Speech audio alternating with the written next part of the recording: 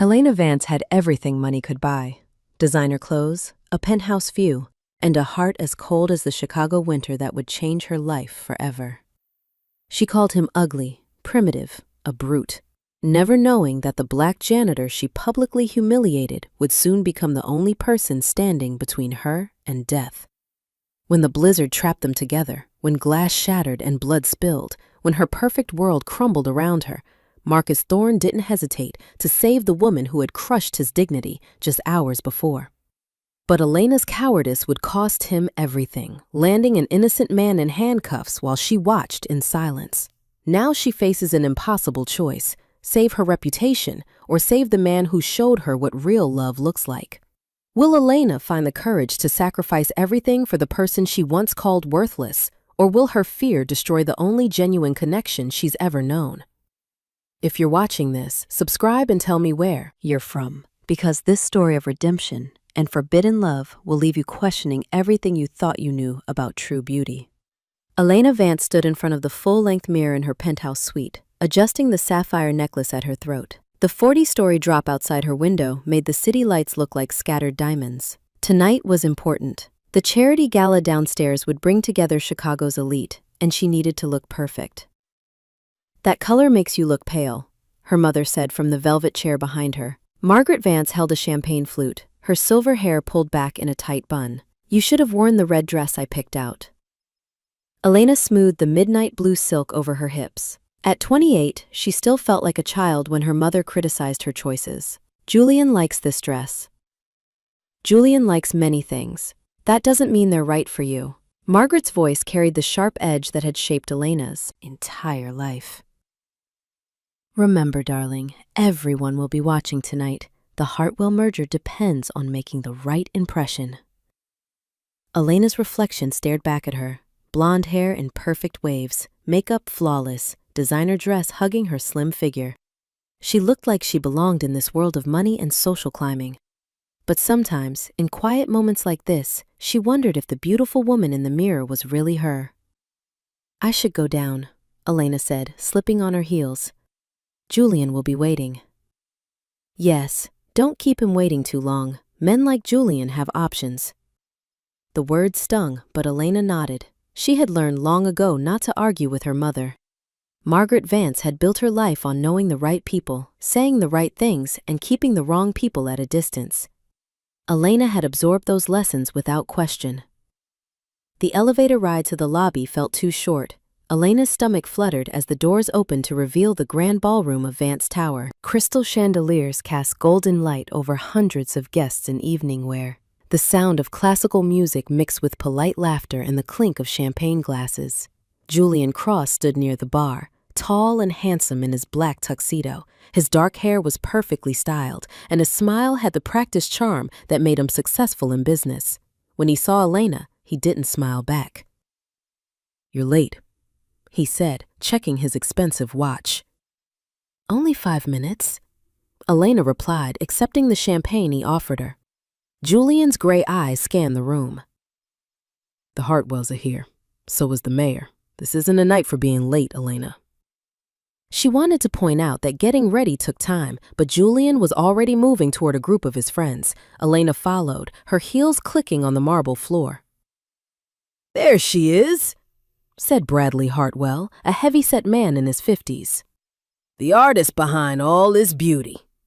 He gestured around the room, which Elena had designed with clean lines and modern elegance. "Thank you," Elena said, warming under the praise. "I wanted to create something timeless, but fresh." "Well, you succeeded," said Bradley's wife, Patricia. "Though I must say, the real art is keeping this place so pristine. The cleaning staff must work miracles." The group laughed, and Julian's arm tightened around Elena's waist. He was relaxing now, pleased with how the evening was going. "Speaking of cleaning," said Charles Morrison, another of Julian's business partners. "Did you see the new janitor they hired?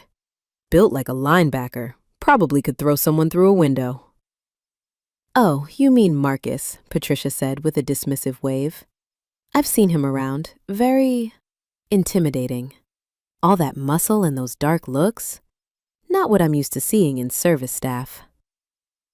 Elena felt uncomfortable, but didn't know why. The conversation felt wrong somehow, but everyone else was nodding and laughing. I don't understand why they hire people like that, Julian said, his voice carrying across their small circle. This is an upscale building. Image matters. Exactly, Charles agreed. What's wrong with hiring people who look appropriate? Elena glanced around and spotted a tall black man in dark blue work clothes across the room. He was mopping up a spill near the silent auction tables, his movements efficient and purposeful. His broad shoulders filled out his uniform, and there was something calm and steady about the way he worked. There he is now, Patricia whispered, loud enough for others to hear. Look at those hands, like a boxer or something. Julian turned to look, and his expression darkened. Honestly, Elena, your building manager needs to learn about presentation. This is supposed to be an elegant evening. Elena felt pressure building in her chest. Julian was watching her, waiting for her to agree. Her mother's voice echoed in her head. Keep the right people happy, don't make waves. You're right, Elena heard herself say, duh, voice louder than she intended. I've always said that sort of look is ugly. Brute force, no refinement, it's just primitive. The words hung in the air like poison. Elena immediately regretted them, but it was too late. The black man, Marcus, had stopped mopping. He looked up, and their eyes met across the crowded room. His face showed no anger, no hurt pride, just disappointment. Quiet, dignified disappointment that made Elena's stomach clench with shame. He held her gaze for a long moment, then gathered his cleaning supplies and walked away. Exactly, Julian said, satisfied. Primitive is the perfect word. The group murmured agreement and moved on to other topics, but Elena couldn't focus. Her champagne tasted bitter, and her beautiful dress felt like a costume. She had said something cruel to fit in, and now she couldn't take it back. The gala continued around her in a blur of meaningless chatter and fake smiles. Elena went through the motions, thanking donors, discussing her design work, laughing at jokes that weren't funny. But Marcus's disappointed face stayed in her mind. By 11 o'clock, most of the guests had moved to the after-party at Julian's club. Elena found herself by the large windows, looking out at the city lights. Ready to go? Julian asked, appearing at her side. His cheeks were flushed from champagne, and he seemed eager to leave.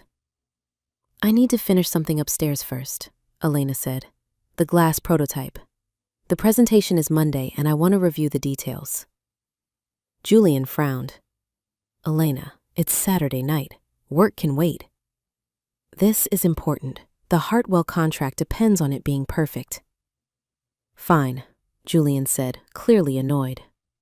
But don't stay too late, and don't wait up for me. Brad wants to hit that new club downtown. He kissed her cheek quickly and left her standing alone by the window. Elena watched him go, feeling more isolated than ever. The last guests were filtering out, and the ballroom staff were already beginning to clean up. Elena took the elevator to the 40th floor, where her design studio occupied half the space. Her keycard beeped as she entered the dark office. She flipped on the lights and walked to her drafting table, where the glass prototype sat under protective cloth. The piece was her masterwork, a delicate glass sculpture that would serve as the centerpiece for the new Hartwell building lobby. Months of work had gone into its design, and it was worth more than most people made in a year. Elena pulled away the cloth and studied the intricate curves and angles. But tonight, the beauty felt cold, like everything else in her life. Outside her windows, snow had begun to fall. At first, just a few flakes dancing in the wind. But as Elena worked, adjusting measurements and checking calculations, the snowfall grew heavier. By midnight, thick flakes were pelting the glass like white bullets. Elena looked up from her work and gasped. The storm had transformed from gentle snowfall to a whiteout blizzard. Wind howled against the building, and the snow was so thick she couldn't see the street below. She reached for her phone to call Julian, but it went straight to voicemail. He was probably at the club, music too loud to hear his phone. Elena tried calling her driver, but got no answer there either. The lights flickered once, twice, then died. Emergency lighting kicked in, casting eerie shadows across her office. Elena's heart began a race. She had heard about Chicago blizzards trapping people in buildings, but she had never experienced one herself. The elevators would be shut down by now as a safety measure. Elena was stuck on the 40th floor until morning. She gathered her purse and coat, deciding to find somewhere more comfortable to wait out the storm. But as she reached for her office door, her heel caught in the edge of a loose carpet. Elena stumbled forward, her arms windmilling as she tried to catch her balance. She crashed into the tall shelving unit where she kept glass samples for client presentations. The metal shelves groaned and toppled forward like a falling tree. Elena threw up her hands to protect her face as hundreds of glass pieces rained down around her. The heavy shelf caught her right leg, pinning it to the floor. Pain shot up from her ankle to her hip. Broken glass surrounded her like deadly confetti, and her phone skittered across the polished floor, well out of reach. "Help!" Elena screamed, but her voice seemed to disappear in the empty building. "Somebody help me!" She tried to push the shelf off her leg, but it was far too heavy. Every movement sent fresh waves of pain through her body. Blood was seeping from cuts on her arms where the glass had scraped her. Elena was alone, trapped and bleeding in an empty skyscraper during the worst blizzard Chicago had seen in years. Panic clawed at her throat as she realized she might die here, surrounded by the broken pieces of her perfect life. 20 minutes passed like hours. Elena's initial screams had faded to whimpers. The emergency lighting cast harsh shadows that made everything look like a horror movie. She was getting cold, and the pain in her leg had settled into a constant throb. Then she heard it, the heavy service door creaking open. "Help!" Elena called out, her voice hoarse. "Please, help me!" Footsteps approached, steady and sure. A bright flashlight beam cut through the darkness, and Elena squinted as it swept across the destruction around her. Marcus Thorne stepped into view, dressed in his work clothes and carrying a maintenance bag. His dark face was serious as he took in the scene. Elena trapped under the shelf, glass everywhere, blood on her arms. Elena's relief turned to fear in an instant. This was the man she had insulted just hours ago, calling him ugly and primitive in front of a room full of people. What if he decided to leave her here? What if he wanted revenge? But Marcus didn't hesitate. He set down his flashlight and moved carefully through the broken glass, his work boots crunching on the shards. "Don't move, ma'am," he said, his voice deep and calm. "I'm going to lift this off you." Elena watched in amazement as Marcus positioned himself at the heaviest part of the shelf. His muscles strained against his shirt as he gripped the metal frame and lifted. The shelf that Elena couldn't budge an inch rose slowly off her leg. "Slide back," Marcus said, holding the weight steady. Elena pulled herself backward, crying out as pain shot through her injured ankle.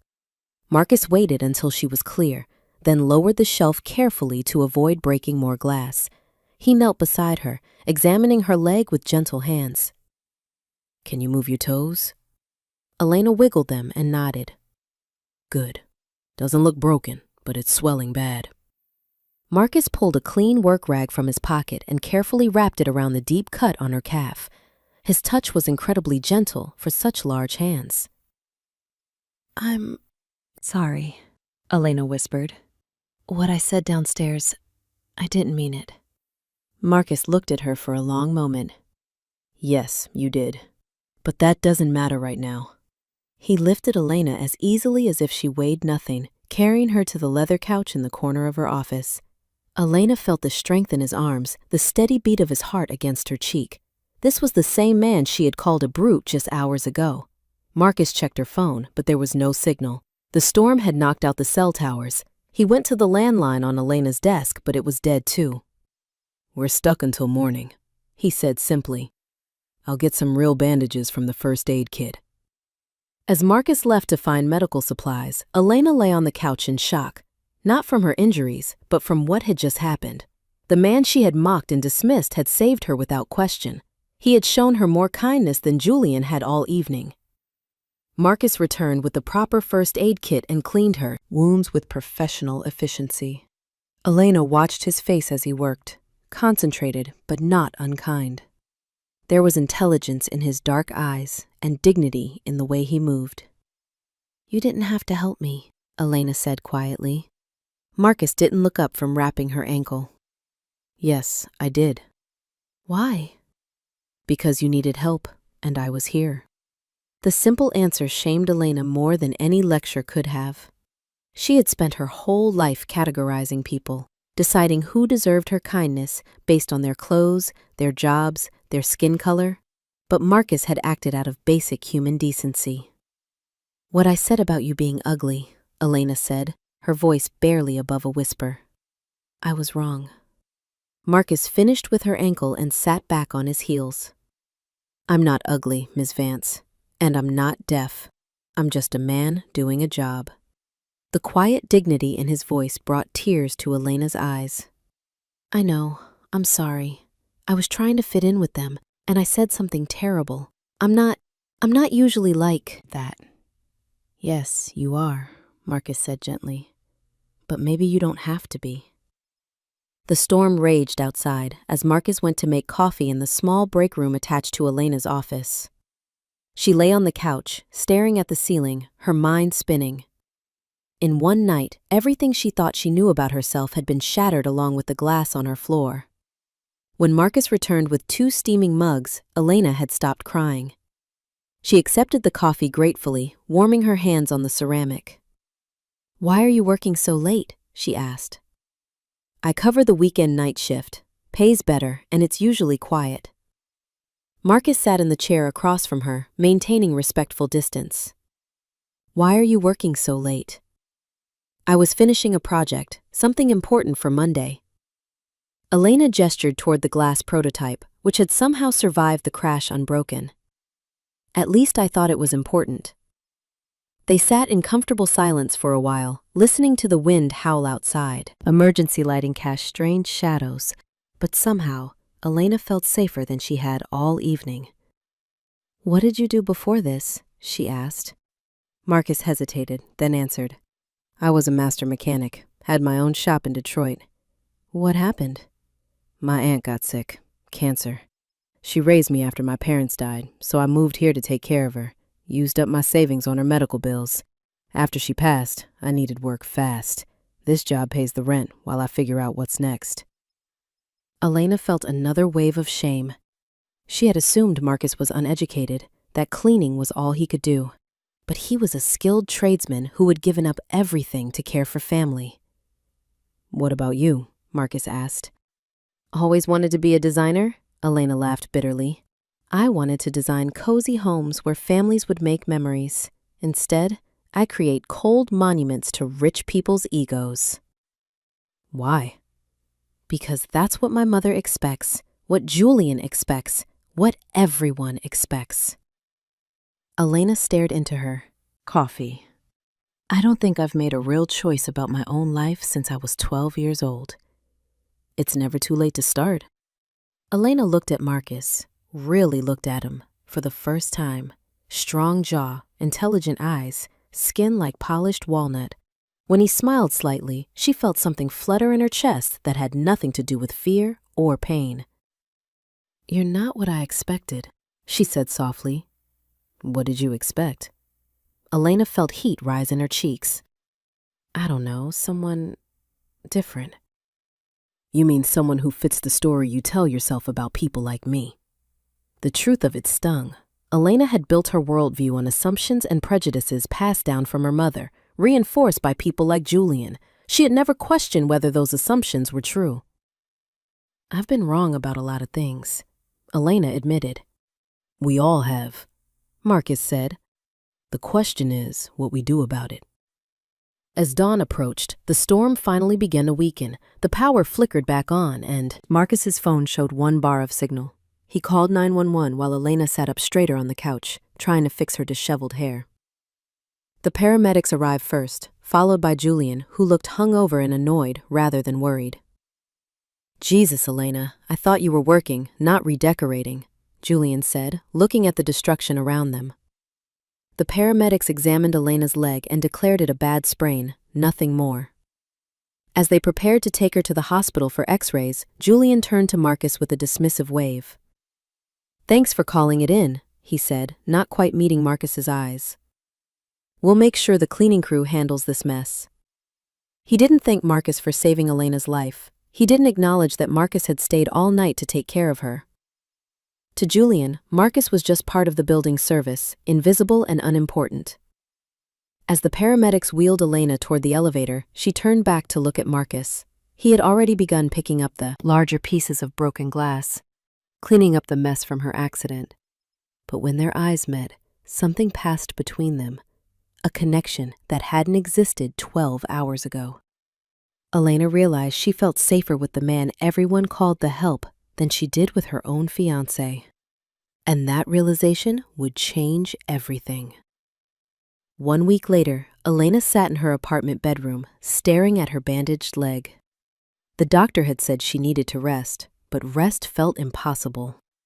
Julian paced by the window, talking on his phone about business deals that seemed less important every day. "The Hartwell presentation is next week," Julian said after ending his call. "You need to be ready. This merger depends on your design work." Elena nodded, but her mind wasn't on the presentation. She kept thinking about that night in the storm, about Marcus's gentle hands and quiet strength, about the way he had looked at her when Julian dismissed him like he was nothing. "I should go back to the office," Elena said. "I feel fine." "You can barely walk," Julian pointed out, "and frankly, limping around won't make a good impression on clients." The comment stung, but Elena was used to Julian's bluntness. He saw everything in terms of how it affected business, including her injury. "I'll use a crutch," Elena said. "I need to check on the glass prototype, make sure it wasn't damaged in the accident." Julian sighed. "Fine, but don't overdo it, and don't stay late again. That's how you got hurt in the first place." Elena wanted to point out that staying late hadn't caused her accident, but she held her tongue. Arguments with Julian never ended well. The next morning, Elena returned to Vance Tower on crutches. Her assistant, Sarah, rushed to help her into the elevator. "Are you sure you should be here?" Sarah asked. She was 24, with nervous energy and kind eyes. "Julian called 5 times yesterday asking about your condition." "I'm fine," Elena said, though walking was still painful. "I just need to check on a few things." Her office had been cleaned and repaired. New carpet covered the spot where she had fallen, and the shelving unit had been replaced. But Elena could still see the accident when she closed her eyes. She worked through the day, reviewing designs and answering emails. But as evening approached, her real reason for coming back became clear. She wanted to see Marcus. At 6 o'clock, the day shift left and the building grew quiet. Elena stayed at her desk, pretending to work while listening for footsteps in the hall. When she heard the service door open, her heart began to race. Marcus appeared in her doorway, surprised to see her there. "Miss Vance," he said formally. "I didn't expect you back so soon." "I felt fine enough to work," Elena said, trying to sound casual. "How are you?" "I'm well, thank you." Marcus hesitated, then added, "How's your leg?" "Better, still sore, but healing." Elena stood up, wobbling slightly on her crutch. "Marcus, I wanted to thank you again for everything you did that night." "You already thanked me." "Not properly." Elena reached for her purse. "I'd like to pay you something, for your time and trouble." Marcus's expression hardened. "No, ma'am, I don't want your money." "But you saved my life. You stayed all night to take care of me." "That's not something you pay for," Marcus said quietly. "That's just what people do for each other." Elena felt foolish. Of course he wouldn't want payment for basic human kindness. But she didn't know how else to express her gratitude. "There must be something I can do," she said. Marcus glanced around the office, his eyes stopping on the old grandfather clock in the corner. It had belonged to Elena's grandmother and hadn't worked in years. Several repair shops had looked at it without success. "That clock," Marcus said. "Mind if I take a look at it?" Elena's face lit up. "You know about clocks?" "I know about fixing things. clocks, engines, anything mechanical. It's all connected. Please, Elena said eagerly, if you could fix it, that would mean so much to me. Marcus approached the clock and opened the glass front panel. His hands moved over the mechanisms with the same gentle precision he had used to bandage her wounds. He was completely focused, and Elena found herself watching his face instead of his work. The mainspring is broken, Marcus said after a few minutes, and the escapement needs adjustment. I can fix it, but it'll take time. Maybe I could work on it during my breaks? Yes, Elena said quickly. Take as long as you need. Over the next few days, Elena found excuses to stay late. She told herself it was to catch up on work, but really, she wanted to watch Marcus repair the clock. His hands were steady and sure as he cleaned each tiny gear and spring. He worked with the concentration of a master craftsman. Where did you learn to do this? Elena asked one evening. My grandfather, Marcus said, not looking up from the delicate mechanism. He repaired watches and clocks for 60 years, taught me that every broken thing can be fixed if you're patient enough. Even people? Elena asked softly. Marcus looked at her then, his dark eyes serious. Especially people. Sarah began to notice Elena's new habit of working late. On Friday afternoon, she brought coffee to Elena's desk and sat down nervously. Elena, can I ask you something? Sarah said. Of course. Why are you staying so late every night? Julian calls the office constantly, checking on you. He seems worried. Elena felt a flush of guilt. She hadn't told Julian about spending time with Marcus. He wouldn't understand. I'm just trying to perfect the Hartwell presentation, Elena said. Is that all? Sarah asked gently. Because people talk, you know, about who's in the building after hours. What kind of talk? Elena asked, though she already knew. Nothing bad, Sarah said quickly. It's just, Julian has a reputation for being jealous. I'd hate for you to get in trouble over a misunderstanding. Elena wanted to argue that there was no misunderstanding, but that wasn't entirely true. Her feelings about Marcus were growing more complicated each day. She looked forward to their conversations. She found excuses to touch his hand when he showed her the clock's progress. She caught herself staring at his strong profile as he worked. I'll be careful, Elena promised Sarah. That evening, Marcus finished repairing the clock's main mechanism. As he wound the springs and adjusted the pendulum, Elena held her breath. Then the clock chimed for the first time in years, its deep, rich tone filling the office. You did it, Elena said, clapping her hands together. It's beautiful. Marcus smiled, and Elena's heart skipped. Your grandmother had good taste. This is quality craftsmanship. She would have loved meeting you, Elena said. She believed in fixing things instead of throwing them away. Smart woman. Elena felt bold. Would you like to see something special? There's a roof garden on this floor that most people don't know about. Marcus hesitated. I should get back to work. Just for a few minutes, Elena said. To celebrate fixing the clock. Elena led Marcus through a hidden door behind her office to a small rooftop terrace. Her grandmother had designed it as a private retreat, complete with bench seating and planters full of hardy flowers that bloomed even in Chicago's harsh climate. The city spread out below them, lights twinkling like stars. The air was crisp and clean after the recent storm. This is incredible, Marcus said, looking out over the view. I come here when I need to think, Elena said, sitting on one of the benches. It's the only place in this building that feels real to me. Marcus sat beside her, careful to maintain proper distance. What do you mean? Everything else is about impressing people, making them think we're sophisticated and successful. But up here, I can. Just be myself. Who is yourself? Marcus asked. Elena thought about it. I'm not sure anymore. I've spent so long being who other people wanted me to be. My mother's perfect daughter, Julian's ideal fiancé, the successful designer who never makes mistakes. That sounds exhausting. It is, Elena looked at Marcus. What about you? Who are you when nobody's watching? I'm someone who wants to build things instead of just fixing what's broken, Marcus said. Someday, I'd like to have my own shop again. Not just cars, but furniture, clocks, anything that needs craftsmanship. I want to create things that last. That sounds wonderful, Elena said, and she meant it. Marcus's dreams were modest but genuine, so different from Julian's endless pursuit of wealth and status.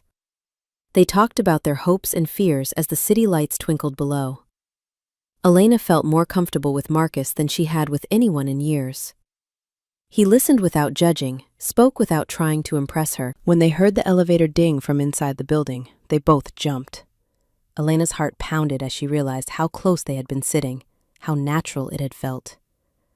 I should go, Marcus said, standing quickly. Yes, Elena agreed, though she didn't want the evening to end. As they walked back toward her office, Elena felt the weight of what was happening between them. This wasn't just friendship anymore. The attraction was real and growing stronger every day. 2 days later, Julian came to the office for lunch. He was in a foul mood, complaining about a client who had questioned his judgment. Some people don't understand quality, Julian said, cutting his steak aggressively. They want everything cheap and fast. Elena nodded absently, her attention drifting to the grandfather clock, which was keeping perfect time thanks to Marcus's skilled hands. Julian followed her gaze. When did you get that old thing fixed? Recently, Elena said carefully. Must have cost a fortune. Those antique repair guys are all crooks. Before Elena could respond, a young cleaning woman entered the office to empty the wastebaskets. She was new and nervous, and when she bumped Julian's chair, he exploded with rage. Watch where you're going, Julian shouted, making the woman jump. That's $1,000 suit you just touched with your dirty hands. The woman apologized frantically in accented English, backing toward the door. This is exactly what I'm talking about, Julian continued, turning to Elena. They hire people who can barely speak English and wonder why service is terrible. Elena watched the scene with growing horror. Julian's face was twisted with ugly anger as he berated the frightened woman. Elena thought about Marcus's calm dignity during the storm, how he had worked all night to help her without asking for anything in return. Julian, stop, Elena said firmly. What? Julian turned to her, surprised. She made an innocent mistake. There's no reason to yell at her. She needs to learn to be more careful. These people only understand firm discipline. These people? Elena felt anger rising in her chest. She's a human being, Julian. She deserves basic respect. Julian stared at Elena like she had grown a second head. What's gotten into you? Since when do you defend the help? Since I learned what basic decency looks like, Elena said, standing up. I won't let you abuse someone in my office. Julian's eyes narrowed. You've been acting strange lately, working late every night, questioning my judgment. Is there something you want to tell me? Elena's heart pounded. For a moment, she considered confessing everything. Her growing feelings for Marcus, her doubts about their relationship, her realization that Julian's beautiful exterior hid something ugly inside. But fear won out. No, she said quietly. Nothing to tell. Julian studied her face suspiciously, then seemed to accept her answer. Good, because this attitude problem needs to stop. The Hartwell presentation is next week, and I need you focused. After Julian left, Elena sat alone in her office, shaking. She had stood up to him partially, but not completely. She was still too afraid to tell him the whole truth about what was happening to her heart. The next Tuesday evening, rain drummed against the office windows as Marcus finished his shift. Elena had been watching the weather all day, worried about his commute home on the bus. The forecast says it's going to get worse, Elena said as Marcus prepared to leave. I could give you a ride home. Marcus hesitated. That's not necessary, Miss Vance. Please, Elena said. It's the least I can do after everything you've done for me. After a long moment, Marcus nodded. Thank you. They rode the elevator down to the parking garage in comfortable silence. Elena's car was a sleek silver BMW that Julian had picked out for her. Marcus climbed into the passenger seat, looking out of place but dignified. As Elena drove through the rain-slick streets, the intimate space of the car made everything feel different, more personal, more real. "You don't have to do this," Marcus said quietly. "I wanted to," Elena replied. "I like talking with you. You listen differently than most people." "How's that?" "Like you actually care about the answers." Marcus directed her to a modest apartment building in a working-class neighborhood. As Elena pulled up to the curb, she realized she didn't want the evening to end. "Marcus," she said, turning to face him, "I need you to know something." "What's that?" "You're a good man, one of the best I've ever met." Before Marcus could respond, Elena reached out and took his hand. His skin was warm and rough from years of honest work. For a moment, they just looked at each other in the dim light of the car. Then Marcus leaned toward her, and Elena met him halfway. Their kiss was soft and desperate, full of everything they couldn't say out loud. Elena felt something break open in her chest, a wall she had built around her heart to keep out anything real or dangerous. When they separated, both were breathing hard. "Elena," Marcus said, his voice rough with emotion. "I know," she whispered. "I know this is complicated." "More than complicated." "I don't care," Elena said, surprised by her own boldness. "For the first time in my life, I don't care about complications." Marcus touched her face gently. "You might change your mind when you think about what this means." "I won't," Elena said, though part of her wondered if that was true. Marcus got out of the car, but before closing the door, he leaned down to look at her. "Drive safe," he said. Elena drove home through the rain with her heart singing. She felt more alive than she had in years, more like herself than she could ever remember being. The next morning, Elena arrived at the office ready to change her life. She would break up with Julian. She would tell her mother to stop controlling her choices. She would finally be honest about what she wanted. But when she stepped off the elevator, chaos greeted her. Sarah was crying at her desk while Julian paced angrily nearby. The safe in Elena's office was open and papers were scattered everywhere. "What happened?" Elena asked, her joy evaporating. "The glass prototype," Sarah sobbed. "It's gone. Someone broke into the safe and stole it." Elena's blood turned to ice. The prototype was worth $50,000 and represented months of work. Without it, the Hartwell presentation would be impossible. "We've already called the police," Julian said grimly. "They're checking security footage and access logs." Elena's legs felt weak. Who could have done this? Julian's expression was cold and satisfied. "We checked the building logs. Only one person had unauthorized access to this floor last night after the day shift left." "Who?" Elena asked, though her heart was already sinking. "The janitor," Julian said. Marcus Thorne. The world seemed to tilt around Elena. This couldn't be happening. Marcus would never steal anything.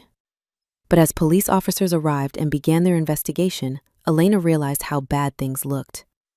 They found a hand-drawn schematic of the office layout in Marcus's locker, the same drawing he had made to understand the clock's placement and wiring. To the police, it looked like a theft plan. When they brought Marcus in for questioning, Elena watched from her office window as he was led away in handcuffs.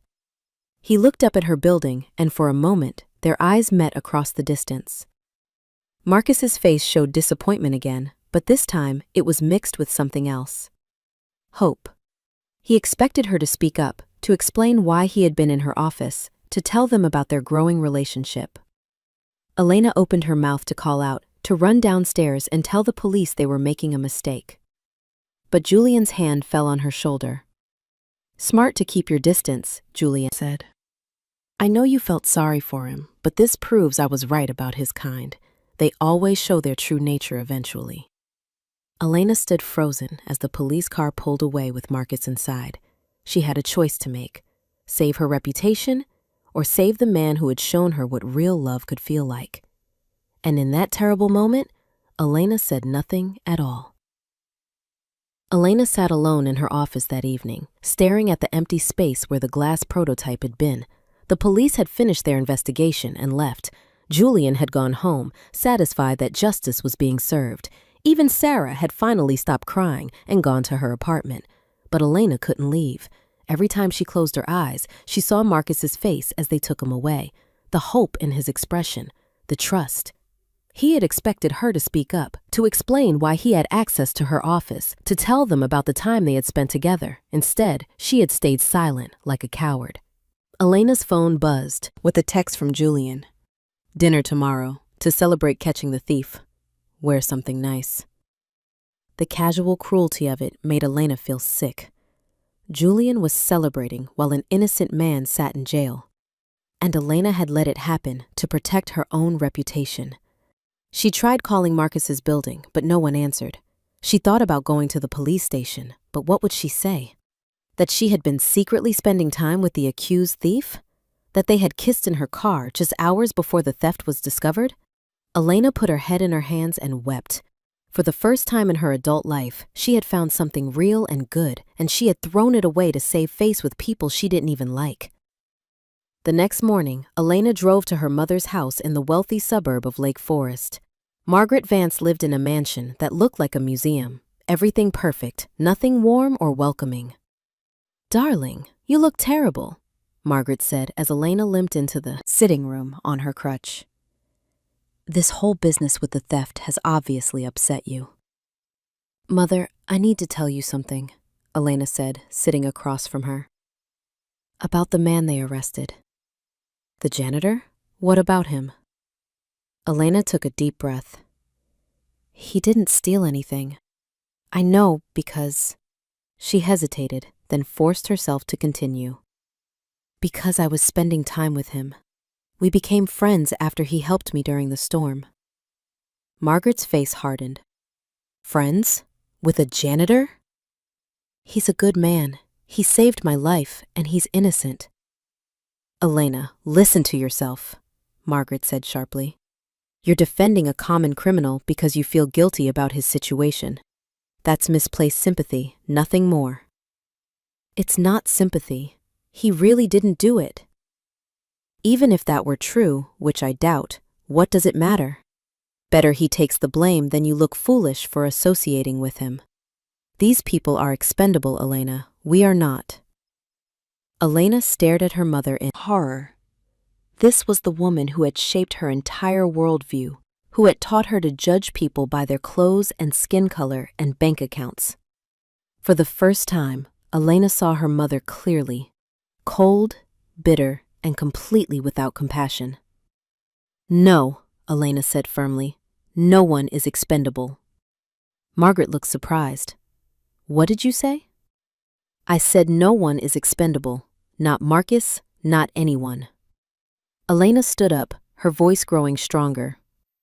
"I've spent my whole life thinking like you, and it's made me into someone I hate. Someone who could let an innocent man go to jail to protect my own comfort." "Elena, you're being dramatic. This man is not your responsibility." "He's my responsibility because I failed him when he needed me, just like you taught me to fail anyone who wasn't rich or white or useful to our family." Elena walked toward the door, ignoring her mother's shocked protests. "I'm done living your life, Mother. I'm going to fix this." Back at her office, Elena found Sarah organizing files with shaking hands. "Sarah, we need to talk," Elena said urgently.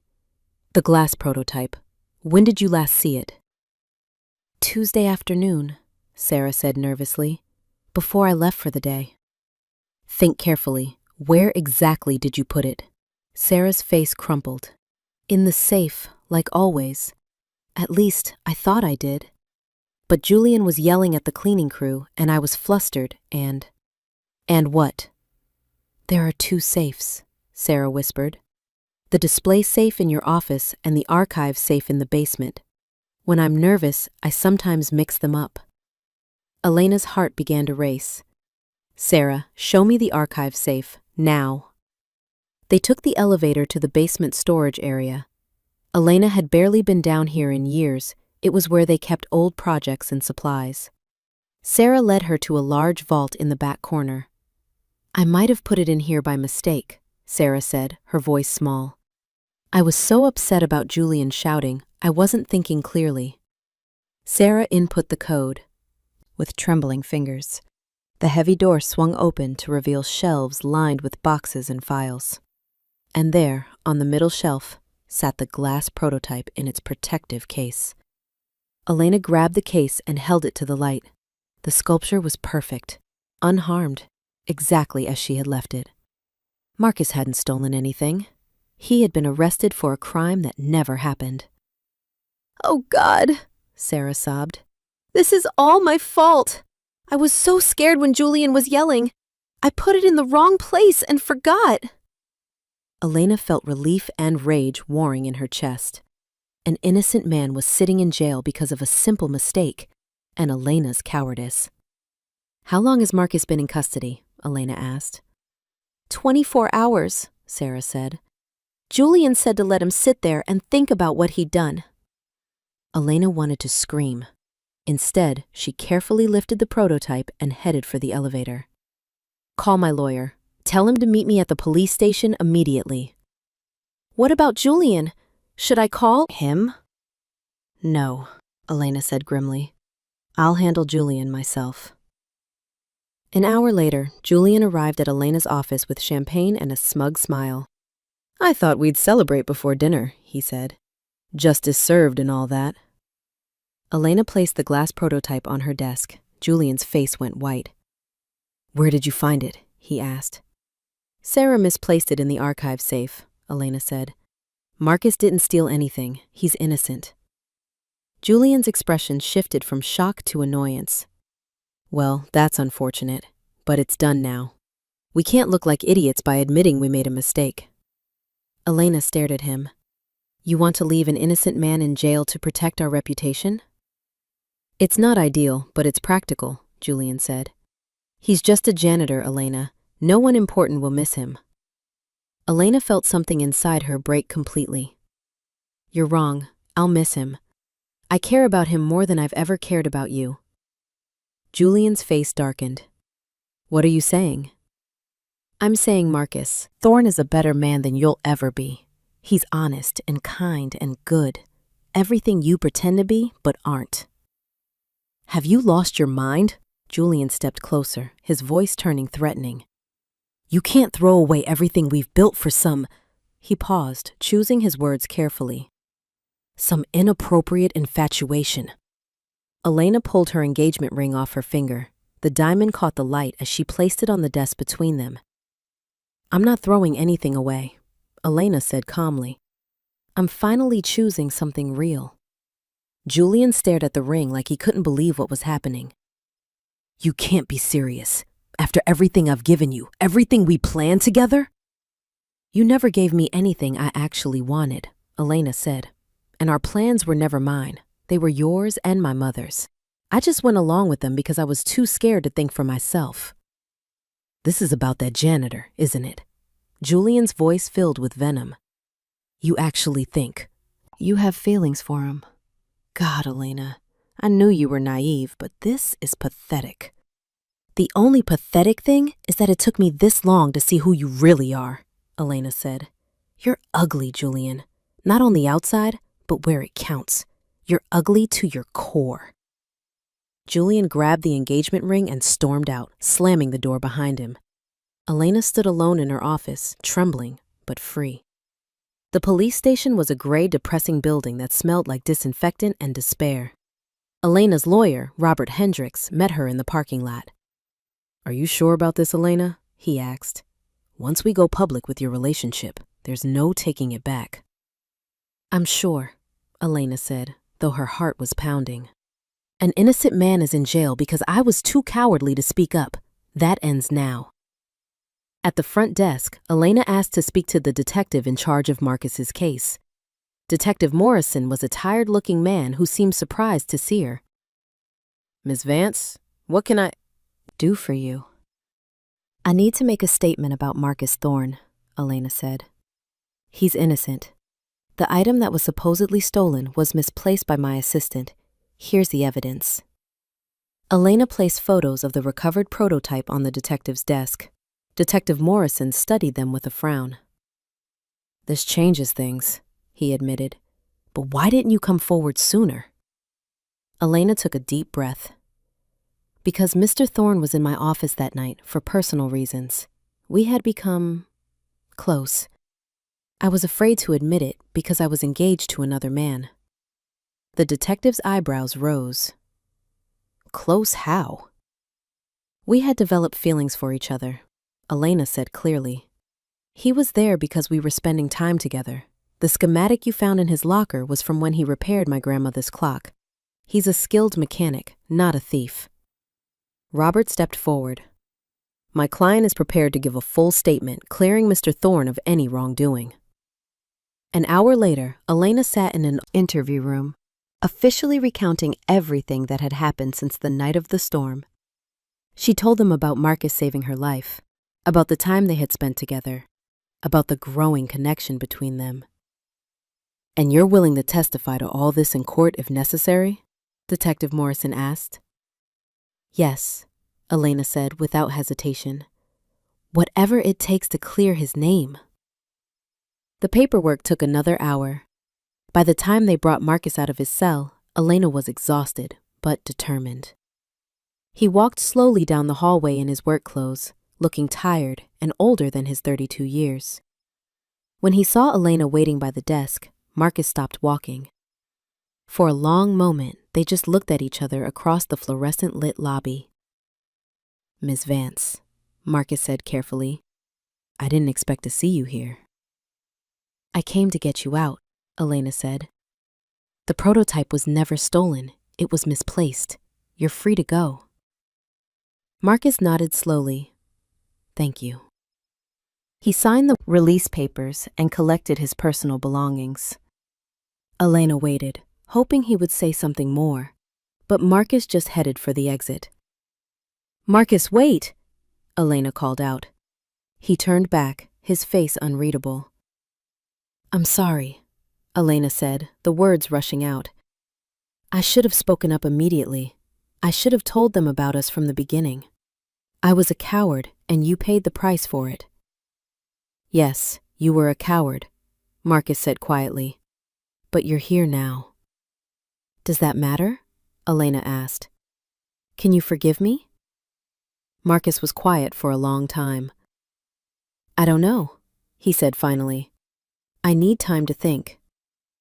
He walked out of the police station and disappeared into the crowd on the sidewalk. Elena stood in the lobby, watching him go, wondering if she had destroyed the best thing that had ever happened to her. 2 days later, Elena heard that Marcus had been fired from his job at Vance Tower. Julian had made sure of that, claiming it was necessary to maintain building security. Elena tried calling Marcus's apartment, but there was no answer. On Friday afternoon, Elena drove to Marcus's neighborhood. His landlord told her that Marcus was moving out, leaving Chicago entirely. Elena's heart sank. She had lost him completely. But as she walked back to her car, she noticed Marcus's apartment window was still open.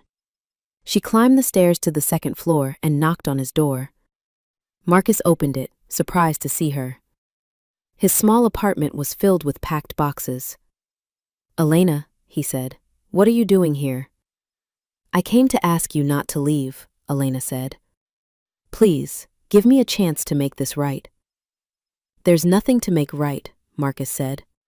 "You made your choice. You chose your reputation over me, and I understand why. I don't blame you for it." "But I blame myself," Elena said, stepping into the apartment. "Marcus, I love you. I know I handled everything wrong, but my feelings for you are real." Marcus's expression softened slightly, but he shook his head. "Love isn't enough, Elena.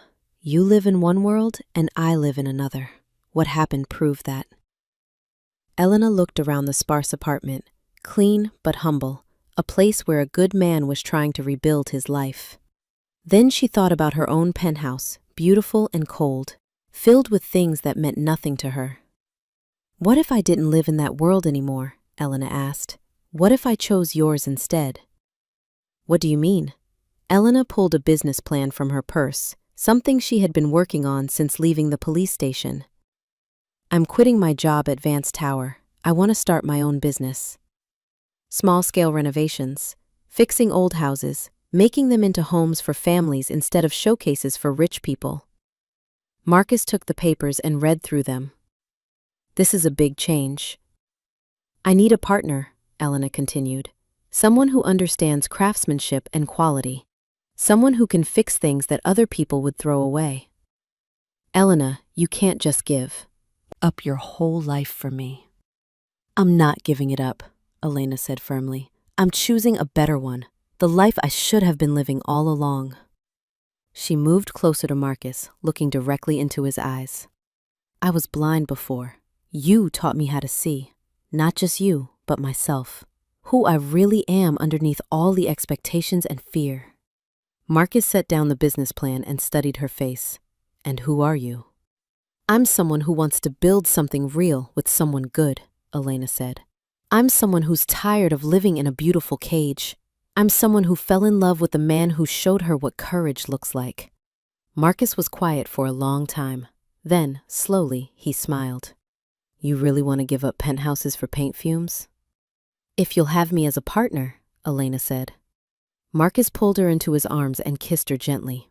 I think I'd like that very much. 6 months later, the bright morning sun streamed through the windows of Vance and Thorne Restorations.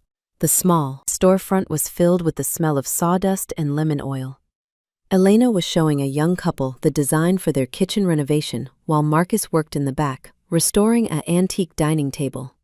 The bell above the door chimed as Julian walked past the window.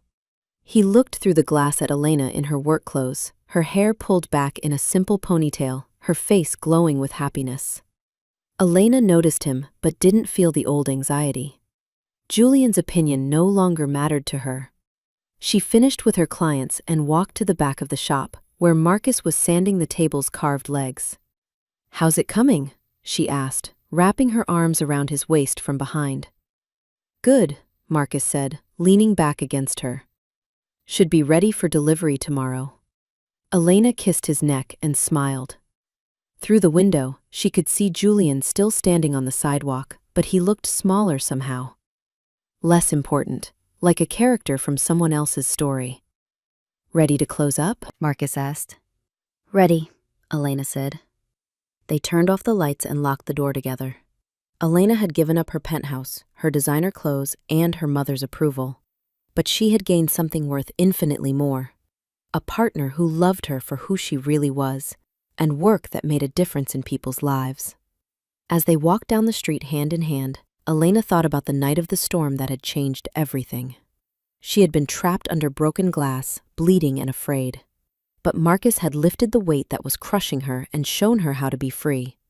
Some things, Elena had learned, could only be saved by someone brave enough to see their true value. And sometimes, if you were very lucky, that someone would teach you to save yourself. 6 months after opening their restoration shop, Elena and Marcus had settled into a rhythm that felt as natural as breathing. Elena would arrive at the shop first each morning, making coffee and reviewing the day's appointments. Marcus would come in shortly after, often carrying fresh pastries from the bakery down the street. Mrs. Patterson called, Elena said one Tuesday morning, handing Marcus his coffee. She wants to know if we can restore her mother's china cabinet by Christmas. Marcus examined the photos Elena had taken of the damaged piece. The cabinet was over 100 years old, its finish cracked and several drawers broken. But underneath the damage, he could see quality craftsmanship. It'll take time, Marcus said, but it's worth saving. Look at these dovetail joints. They don't make furniture like this anymore. Elena smiled as she watched him study the cabinet with professional interest. Marcus approached every project like it was precious, whether it was a millionaire's antique or a working family's kitchen table. He had taught her to see the beauty in imperfect things, to value substance over appearance. Their business was growing slowly but steadily. Word was spreading through the neighborhood that Vance and Thorne could fix things that other shops wouldn't touch. Elena's design skills combined with Marcus's mechanical expertise created something special. Renovations that honored the past while making spaces beautiful and functional for modern families. How's the Morrison project coming? Elena asked. Almost done, Marcus said. Just need to install the new countertops and fix that squeaky hinge on the pantry door. The Morrison family had hired them to update their 1920s bungalow. Elena had designed a kitchen that preserved the house's character while adding modern conveniences. Marcus had repaired original hardwood floors that 3 other contractors had said were beyond saving. Mrs. Morrison cried when she saw the floors, Elena said. Happy tears. She said her grandmother would have loved seeing them shine again. That's why we do this, Marcus replied, pulling Elena close.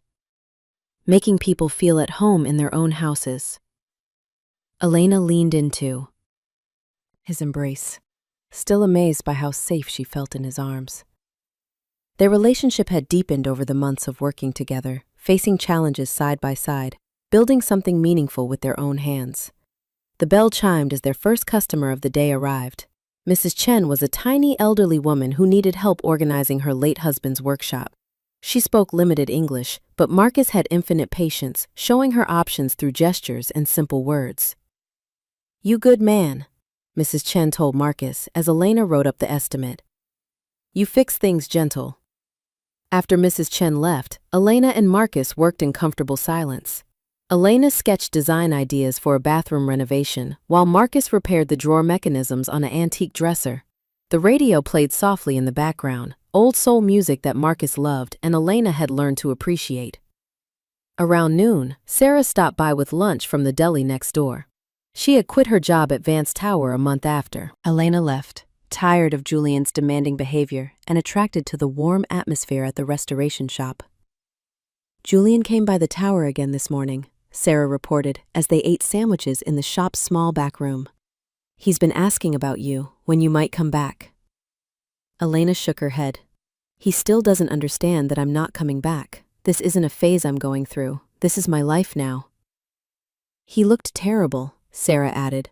Stressed and angry all the time. The Hartwell project fell through after you left. Apparently your replacement couldn't capture the vision they wanted. Elena felt a flicker of guilt, but it passed quickly. Julian had made his choices, just as she had made hers. She couldn't be responsible for fixing his life when he had never tried to understand hers. What about your mother? Marcus asked gently. Have you heard from her? Elena's relationship with Margaret Vance remained complicated. Her mother had not spoken to her since Elena announced her engagement to Marcus 6 weeks earlier. Margaret had called Elena's choices social suicide and predicted she would come to her senses eventually. She sent a card, Elena said, for my birthday last week. Nothing written inside except her signature. Marcus squeezed Elena's hand. He knew how much her mother's rejection hurt, even though Elena tried to hide it. Family wounds ran deep, even when the family was toxic. That afternoon, they received an unexpected visitor. Detective Morrison, the police officer who had handled Marcus's case, stopped by with his wife and teenage daughter. We're looking for someone to restore my wife's hope chest, Detective Morrison explained. It belonged to her grandmother, but it got damaged in our basement flood last month. Marcus examined the water-damaged cedar chest while Elena talked with Mrs. Morrison and their daughter, Katie. The teenage girl seemed fascinated by the shop and peppered Elena with questions about interior design. Do you need to go to fancy school to do what you do? Katie asked. I did go to design school, Elena admitted. But the most important things I learned came from working with my hands and listening to what families actually need. Could I work here this summer? Katie asked eagerly. I could sweep floors or answer phones or whatever you need. Elena looked at Marcus, who nodded slightly. We could use the help, Elena said, if your parents agree. As the Morrison family left with a plan to restore the hope chest, Elena felt grateful for the life she had built. Every day brought new challenges and small victories. People trusted them with their treasures, their family heirlooms, their dreams of making their houses into homes. That evening, Elena and Marcus closed the shop and walked to their apartment. They had found a place 6 blocks away, a second-floor flat above an Italian restaurant. It wasn't fancy, but it was theirs. Marcus had built custom shelving for Elena's design, books, and Elena had sewn curtains for the big windows that faced west. I love this time of day, Elena said as they climbed the stairs. The restaurant below was filling up for dinner, and delicious smells of garlic and herbs drifted upward. Their apartment was small but cozy. Marcus had refinished the hardwood floors himself, and Elena had painted the walls warm colors that made every room feel welcoming. Their furniture was a mix of pieces they had restored together. Each item had a story, a history of being broken and made beautiful again. While Marcus showered after his day of sanding and staining, Elena checked their business email. They had received an inquiry from a historic preservation society about restoring furniture for a museum exhibit. It would be their biggest project yet. "Marcus," Elena called toward the bathroom. "You need to see this email." Marcus emerged with a towel around his waist, water still dripping from his hair. Even after 6 months together, Elena's breath caught at the sight of him. He was beautiful, in a way that went deeper than surface appearance, strong and gentle and completely devoted to her. "What is it?" Marcus asked, reading over her shoulder. "The Lincoln Park Historical Society wants us to restore 12 pieces of furniture from an 1890s mansion," Elena explained. "It's a big contract, good money, and great exposure for the business." Marcus studied the details. "It's ambitious. We'd need to hire help." "Katie Morrison could work weekends, and maybe we could bring in one of your mechanic friends who's good with woodwork." "Danny Rodriguez," Marcus said immediately. "He's been looking for steadier work since the auto plant closed. He's got great hands and a good eye for detail." Elena grinned. "So we're doing this? Taking the big leap?" Marcus kissed the top of her head. "We're doing this. Together." Later that evening, they sat on their small balcony, sharing a bottle of wine and watching the sunset paint the sky, orange and pink. Elena wore one of Marcus's old t-shirts and cotton shorts. Her hair was pulled back in a messy bun, and she had paint under her fingernails from touching up the shop's front door. A year ago, Elena would have been mortified to be seen looking so casual. Now, she felt more beautiful than she ever had in designer gowns and perfect makeup. "Do you ever miss it?" Marcus asked quietly. "The old life?" Elena considered the question honestly. "I miss my grandmother sometimes. She would have loved you, and she would have understood why I made this choice. But everything else? No. I don't miss being afraid all the time. I don't miss pretending to be someone I wasn't." "What were you afraid of?" Marcus asked. "Everything," Elena said. "Not being perfect enough. Not being worthy of love. Making choices that would disappoint people. I spent so much energy trying to be what everyone else wanted that I forgot to figure out who I actually was." Marcus took her hand, running his thumb over her engagement ring. A simple antique band he had found at an estate sale and restored himself. Elena loved it more than the massive diamond Julian had given her. "And now?" Marcus asked. "Now I know who I am," Elena said. "I'm someone who can fix broken things. Someone who can love without conditions. Someone who can stand up for what's right, even when it's scary." They sat in comfortable silence as stars began to appear in the darkening sky. Elena thought about the night of the storm that had brought them together, how terrifying it had felt to be trapped and helpless. Now she understood that sometimes you had to break completely before you could become who you were meant to be. 3 weeks later, Elena was in the shop early on a Saturday morning when she heard a familiar voice outside. Through the window, she saw her mother standing on the sidewalk, looking uncertain and slightly lost. Elena's hands shook as she unlocked the door. Margaret Vance looked older than Elena, remembered, and her usual perfect composure showed cracks around the edges. "Mother," Elena said, "I didn't expect to see you." "May I come in?" Margaret asked stiffly. Elena stepped aside, and Margaret entered the shop with obvious discomfort. She looked around at the works in progress, the tools, the honest disorder of a working business. "So this is what you've chosen," Margaret said. "Yes," Elena replied simply. Margaret walked to the antique dresser Marcus had been working on, running her finger along the smooth, restored wood. "It's quality work," she admitted reluctantly. "Marcus is very skilled." "Where is he?" Picking up supplies. He'll be back soon. Margaret nodded and continued her examination of the shop. Elena waited, knowing her mother well enough to recognize that she had come here for a reason. "Your father called me," Margaret said finally. "He heard about your engagement through business contacts." Elena's father had left when she was 10, moving to Europe and starting a new family. He sent birthday cards, but had little involvement in her life. "What did he say?" Elena asked. "That he was proud of you for following your heart instead of convention." Margaret's voice was tight with emotion. "He said he wished he had been brave enough to do the same when he was younger." Elena felt tears sting her eyes. Her father's approval meant more to her than she had realized. "I don't understand what you see in this life," Margaret continued. "This man, this work, it seems so ordinary." "Maybe ordinary is what I needed," Elena said gently. "Maybe extraordinary isn't about money or status. Maybe it's about love and purpose and building something meaningful." Margaret was quiet for a long time. "I wanted so much for you," she said finally. "Security, respect, a place in society that no one could take away."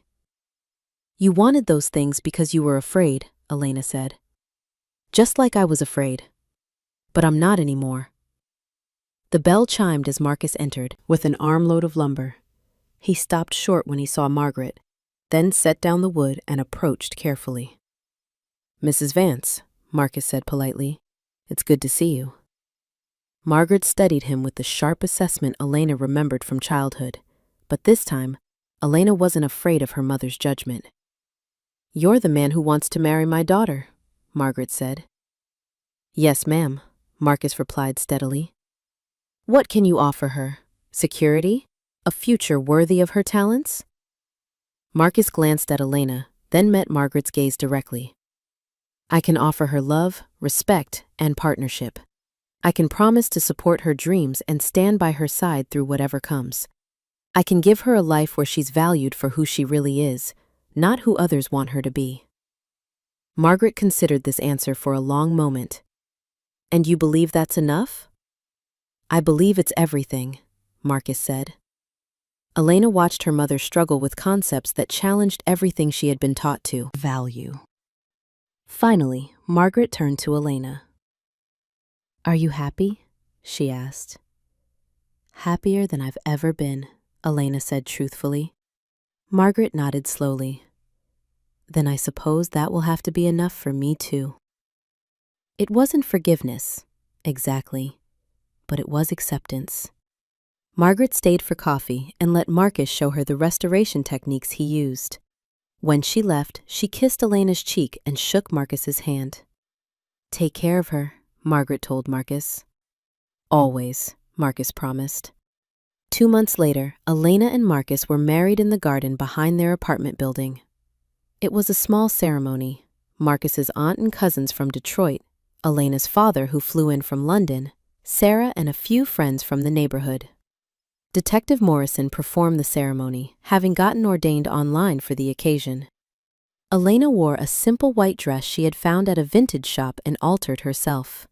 Marcus wore a dark suit he had borrowed from his cousin. They exchanged rings and vows under a canopy of autumn leaves, promising to love each other through whatever storms might come. Margaret Vance attended the reception, sitting quietly at a corner table and watching her daughter dance with her new husband. Elena saw her mother wipe away tears when Marcus's aunt gave a toast about how love could heal any wound and bridge any distance. Julian did not attend, though he sent an expensive gift that Elena and Marcus quietly donated to charity. As the evening wound down and guests began to leave, Elena and Marcus stood together in their small apartment, finally alone as husband and wife. "No regrets?" Marcus asked, pulling Elena close. "None," Elena said, meaning it completely. "This is exactly where I belong." Through their window, they could see the lights of downtown Chicago in the distance, the world Elena had left behind.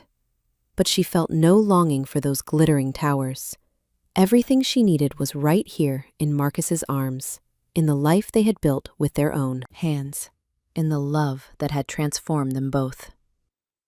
A year and a half after the storm that brought them together, Elena Vance Thorne knew that some broken things could indeed be made more beautiful than they had ever been before. All it took was the courage to let someone love you enough to help you heal. Outside, snow began to fall, gentle flakes dancing in the streetlight, nothing like the blizzard that had trapped Elena in her tower of glass and pride. This snow was soft and welcoming, blanketing the world in quiet beauty, promising new beginnings and fresh starts for anyone brave enough to step outside and embrace them. Elena pressed closer to Marcus and smiled. Tomorrow they would open their shop again, restoring broken things and making homes beautiful for families who understood that love was the only luxury that truly mattered. Tonight, though, they would simply hold each other and be grateful for the miracle of second chances, for the gift of seeing clearly, and for the blessing of finding someone who loved all your broken pieces enough to help you become whole. The storm was over. The real life was just beginning.